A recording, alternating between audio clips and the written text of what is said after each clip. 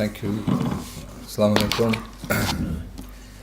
Let me start by expressing my gratitude to the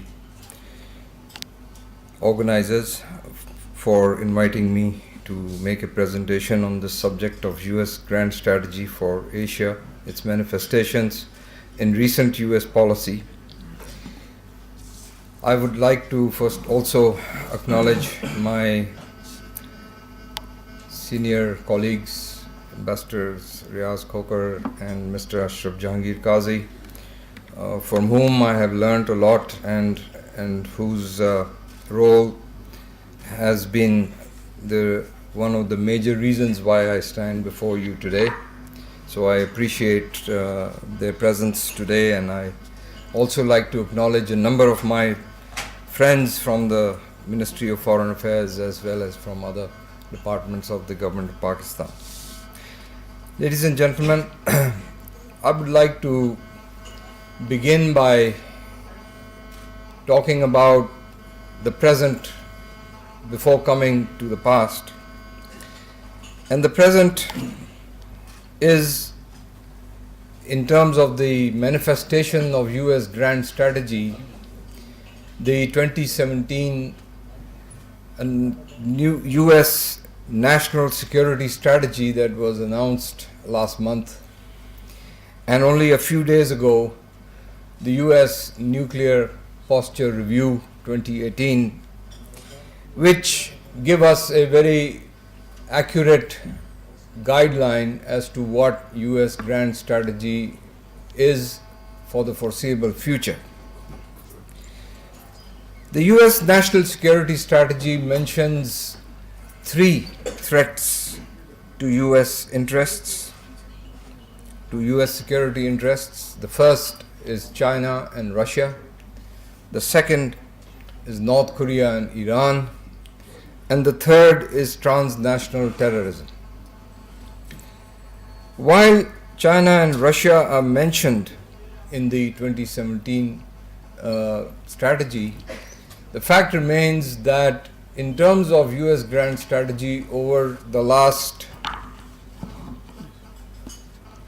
2 decades or 3 decades, especially since the collapse of the Soviet Union and the end of the Cold War in 1990, there has been a consistent US policy to ensure that the United States remains the preeminent, the sole superpower, and that it avoids the emergence of any competitor, especially China or Russia.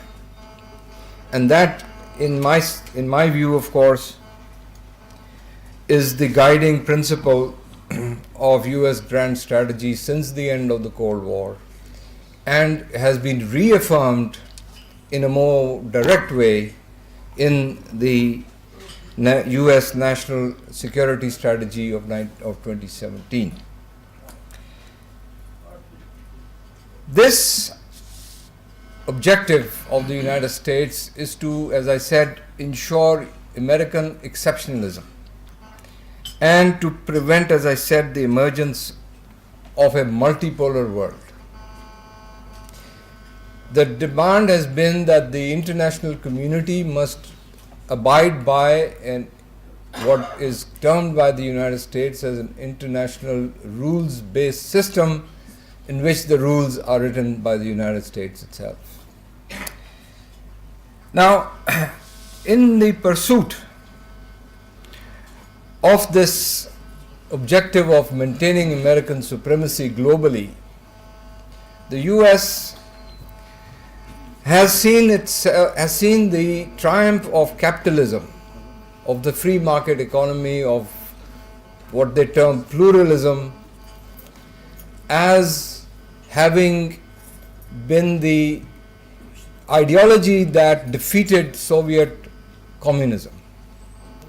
And then immediately after that, as you will remember, there were intellectual attempts to codify, to explain this triumph of the American-backed system. End of History by Francis Fukuyama, Clash of Civilizations by Samuel Huntington. These were attempts to ensure that the future would continue to abide by the rules that the Americans would write for the international system.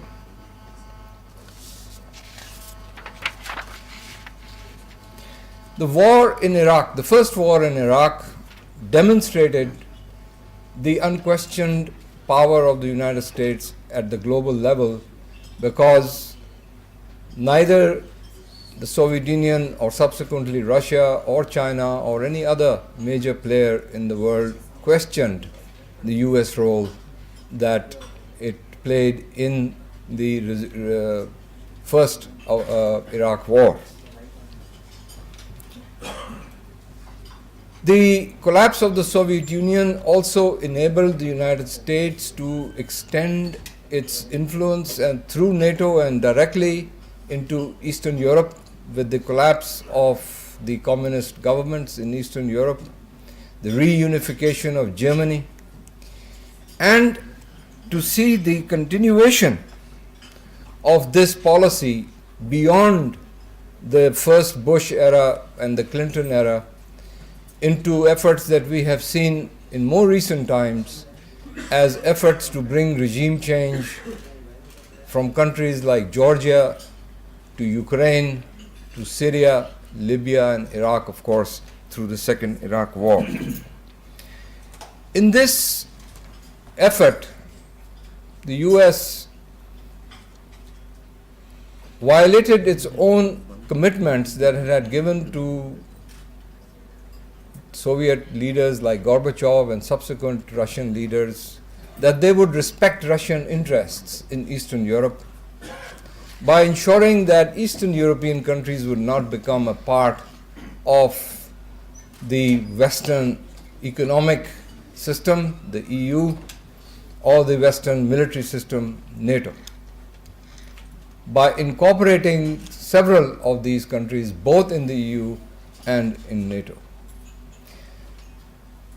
In the East, or in Asia, we saw the emergence, particularly the articulation during the Obama administration, of a policy that had been in place almost immediately after the end of the Cold War, and that was to extend American influence in Asia.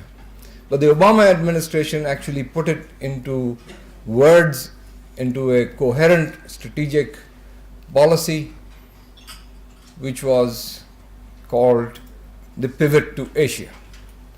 And the pivot to Asia involved the evolution of a quadrilateral alliance, which is now a practical reality, which involves countries like Japan, Australia, India, and the United States. It involved articulation of a policy which has not really been implemented fully, but still it remained a policy, and that was the New Silk Road. Then there has been the Trans-Pacific Partnership, which remains something to be achieved, and something that President Trump has questioned. But in any event, in actual effect, that Trans-Pacific Partnership remains an objective through bilateral relationships rather than being a comprehensive multipolar or multilateral partnership. And we have seen the United States encourage countries, for instance, in the South China Sea, to seek multilateral solutions to territorial maritime disputes that they have had with China in the South China Sea, rather than the preferred course that had been in place to pursue bilateral approaches to those solutions. And of course, the Americans have readily made themselves available to be a player or a partner with these countries to find solutions to their territorial disputes with China. So in sum, what you see is that the US has created a structure in addition to its own military presence, which, as you all know, is a very heavy military presence with bases in various parts of South Asia and Southeast Asia, to evolve a system by which they can pursue their grand strategy of containing the rise of China, now the second largest economy in the world, through these very specific arrangements that they have put in place in this part of the world. But as this has progressed, we have also seen examples that demonstrate the limits of US power. One of the clear examples, or two clear examples of this limits of US power, is of course the consequences of the asymmetrical wars that they have been involved with, first in Iraq and now continuing for 17 years now in Afghanistan. There has also been pushback in recent times by both Russia and China against US efforts at global domination. And this efforts at American global domination has also encouraged the Chinese and the Russians to come together and cooperate with each other in forums such as the SCO, the Shanghai Cooperation Organization, and through bilateral agreements against the United States. We see today the Russians more proactive, determined not to allow another Iraq to happen, and more involved and engaged in the Middle East, for instance in Syria. We see the rising influence of China in virtually all around the world. Now, at the same time, the United States has also been facing recurring domestic economic crisis, which obviously also affect the international community. But only a few days ago we saw a crash on the New York Stock Exchange, which brought back reminders of what had happened to the Western economies in 2008. And as in 2008, the saving grace for the international community was not the promise of what the US economy would do for the international community's economic fortunes, but what the Chinese economy would do. And it was indeed the Chinese economy that brought that 2008 economic crisis out of its slump. And then another area where the US limits of power are obvious is the area of counterterrorism. The war on terror has now, as I said, is now being fought for 17 years after 9/11. It is nowhere finished. It is nowhere near success. Instead of just Al-Qaeda being confronted, we now have another, perhaps an even more, perhaps worse terrorism threat that is posed by the Islamic State or Daesh, and that is spreading. The efforts, the so-called success against Daesh in Iraq or Syria through use of American aerial bombardment and other paramilitary forces has actually pushed these ISIS fighters into other parts of the world, and most dangerously into our part of the world, particularly into neighboring Afghanistan. So let me come to the real crux of what we are talking about today, is the impact that US grand strategy and national security policy has had on our region, and particularly on South Asia. Trump has been very clear about what he wants when he says America first. But a lot of people, at least I don't interpret this as meaning America first in terms of jobs for Americans, stopping immigrants coming into America, but for me, America first means not only at home but abroad. So he doesn't want, again, like his predecessors, and this is the consistency in US grand strategy, they do not want to see any competitors emerge. And naming Russia and China as the security threat to American interests and American grand security is an effort to contain and confront and contain these two major powers and anyone who can be of help to them. Nevertheless, the US national security policy, by admitting that they have to confront the threat from China and Russia and North Korea and Iran, also is an implicit recognition that the global order has changed.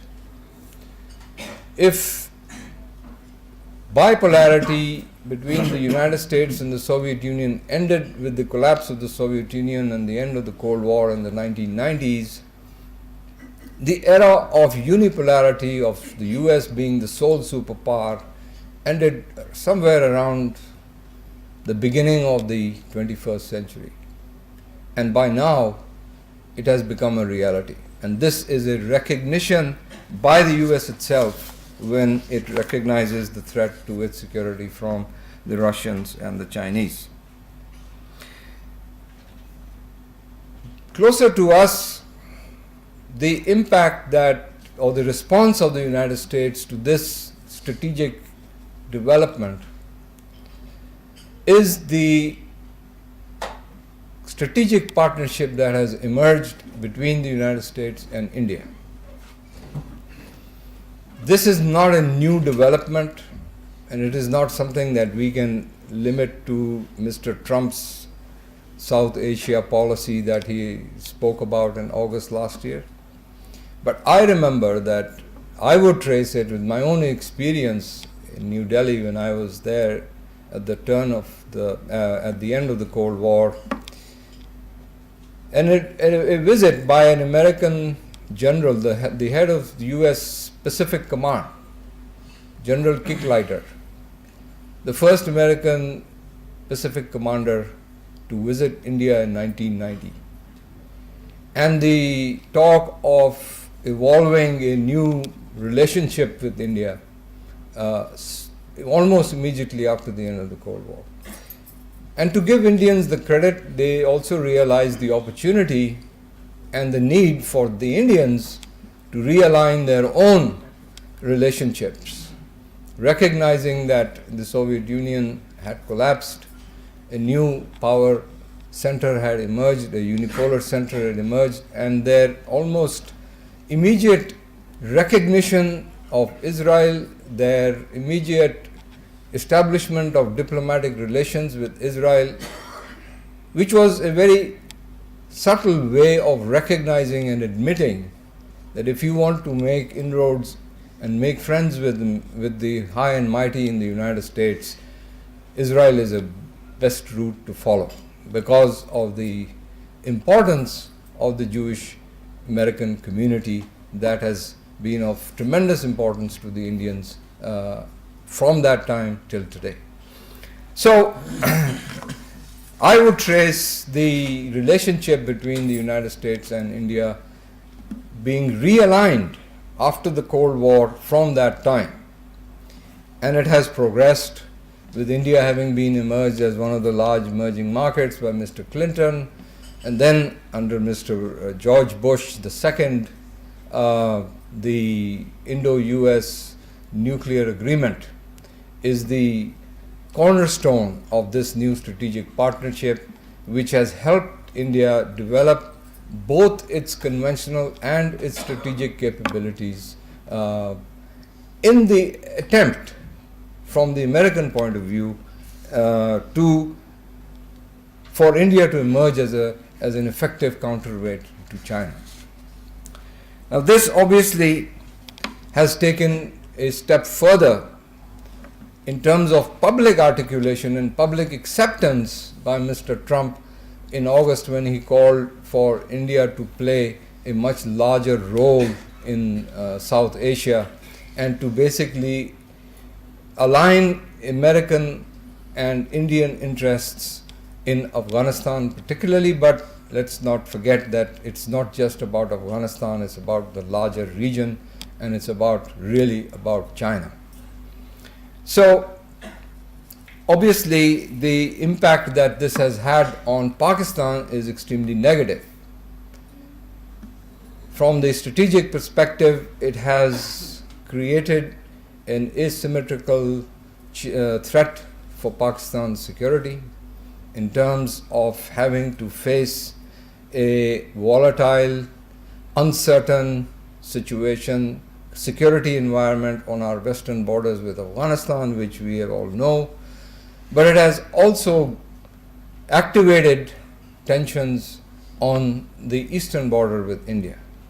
And this, I feel, is because the Modi government, partly yes, Mr. Modi has that approach towards its neighbors.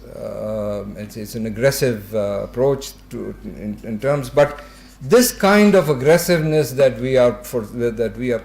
we perceive today, for instance, on the line of control, in terms of the rhetoric, in terms of even General Bipin Rawat having to say that we can call Pakistan's nuclear bluff after having spent almost since 1998 years of acceptance of the nuclear deterrent between India and Pakistan, but to start questioning this publicly, as General Rawat has done, the Indian Army Chief has done, demonstrates the kind of encouragement that the Indians feel as a result of what they seem or they think is American backing for their role and for their capabilities. So this is an extremely dangerous environment where, when we know that the Indians have been talking about something called cold start, which again, until General Rawat came on the scene, was something that the Indians denied, something that we claimed exists because we saw the preparations for cold start to be implemented. But I think under the present environment, the Indians feel quite confident that they can get away with saying that yes, there is cold start, and that General Rawat's comment about calling Pakistan's nuclear bluff is trying to show that for them cold start is a realistic option, and they, I presume, think that this is a realistic option because they can get away with it, and that's the real concern. And I don't see, at least I have not come across in the recent, ever since he made that statement, any American reaction, either by a government official or even by a nuclear expert, who has contested that. So I felt compelled enough, I don't know, some of you may have read my article a few days ago in which I have argued that this kind of bluster by the Indians is extremely dangerous, because nuclear deterrence in Pakistan is real, and that if anyone challenges that nuclear deterrence, then they should be ready for the consequences. But coming back to where we are, this policy that the United States has adopted in giving India its preeminence in this part of the world in order to contain China has manifestations for Afghanistan. For me, Pakistan's policy, and I've been saying this for a long time, that for Pakistan, or for Pakistan's Afghan policy since 1947 is really a function of Pakistan's relations with India. Those of you who are aware of the history of Afghan friends, to promote this bogey of Pashtunistan. And today, the Indian effort through its intelligence agencies and through its collaboration with NDS, the Afghan the Afghan intelligence agency, there are several hundred, if not more, Tehreek-e-Taliban terrorists present on Afghan soil who conduct operations against Pakistani targets, and they have safe havens in Afghanistan. What is remarkable is that when the United States accuses Pakistan of providing sanctuary to the Haqqanis or to the Taliban, they do not agree with our response that in order to meet or in order to address the concerns of both the United States and Pakistan about this issue of cross-border movement, the US should help Pakistan in ensuring greater control over the borders. We would like them to participate in efforts such as our efforts to use barbed wire across certain portions of the border. The question is, why is the US reluctant to help Pakistan in ensuring against cross-border movement against the Pakistan-Afghan border? This is I think, a demonstration of what they would like to see in Afghanistan. And what they would like to see in Afghanistan, in my view, is controlled chaos. I don't think they want to see a solution that is lasting and durable. I don't think that when they say that we are willing to find a political solution, that we want to engage in a dialogue with the Taliban.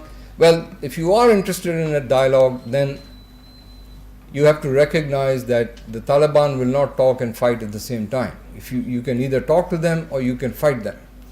And the more you attack them, the more you fight with them, the less easy it becomes for Pakistan, the more difficult it becomes for Pakistan to bring the Taliban to the negotiating table.